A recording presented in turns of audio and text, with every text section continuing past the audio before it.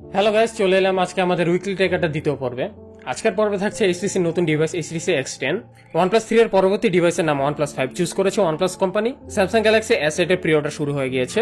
ভাইবারের new আপডেটে যুক্ত করা হয়েছে লাস্ট সিন এবং internal YouTube player. Motorola new দুটি mid range smartphone Moto C এবং Moto C Plus।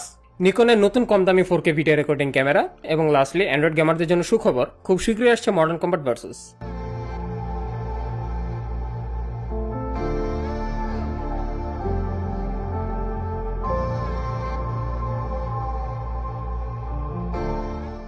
ভিউয়ার্স, আমি রাজ থাকছি এডিসির পক্ষ থেকে। তো প্রথম থেকেই শুরু করা যাক। এইচটিসি তাদের ফ্ল্যাগশিপ ডিভাইস এইচটিসি ইউ আল্ট্রাকে বের করে মারা খাওয়ার পর তারা নতুন করে আবার মারা খাওয়ার জন্য বের করলো এইচটিসি X10। X10 এ দেওয়া হয়েছে 5.5 inch HD display, 4000 milliampere battery এবং মিডিয়াটেক P10 সিরিয়াসলি। তাছাড়াও আপনারা এতে পাচ্ছেন 3GB RAM with 32GB internal storage এবং ভেরিয়েন্ট মাত্র একটাই।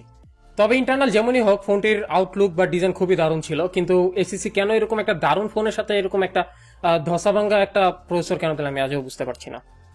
OnePlus লাভারদের জন্য নতুন ফ্ল্যাগশিপের নাম OnePlus সিলেক্ট করেছে OnePlus 5।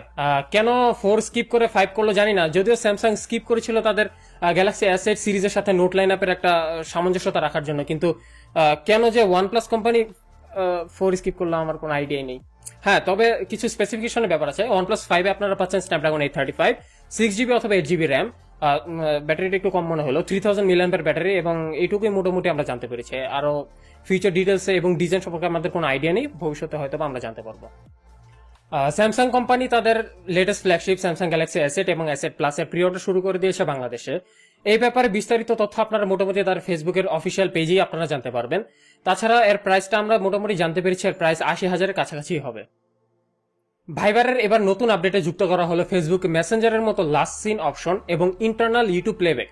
এর মানে হচ্ছে আপনি যখন কাউকে মেসেজ পাঠাবেন এবং সে কখন রিলিজ করেছে, যারা মেসেঞ্জার ইউজ করেন তারা এই ব্যাপারে বুঝতেই পারছেন।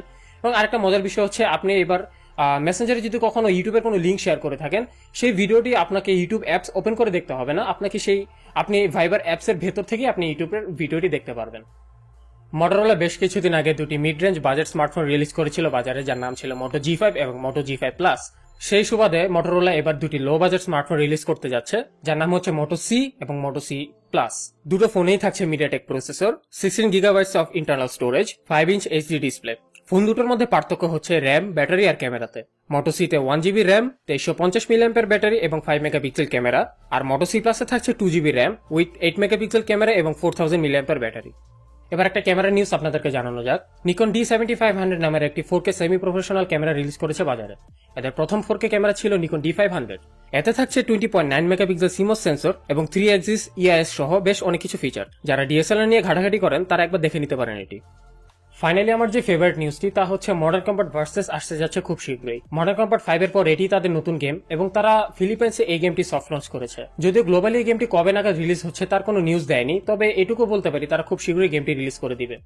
সো ভিউয়ার্স, এই ছিল আমাদের টেকারটার দ্বিতীয় পর্বটি। আশা করি ভালো লেগেছে। ভালো লেগে থাকলে লাইক, কমেন্ট এবং অবশ্যই সাবস্ক্রাইব করবেন আমাদের চ্যানেলটি। ভবিষ্যতে আরো নতুন নতুন নিউজ নিয়ে আমাদের টেকারটা সিরিজটি তৈরি করে যাব। সে পর্যন্ত ভালোই থাকুন, সুস্থ থাকুন এবং আমাদের সাথেই থাকুন।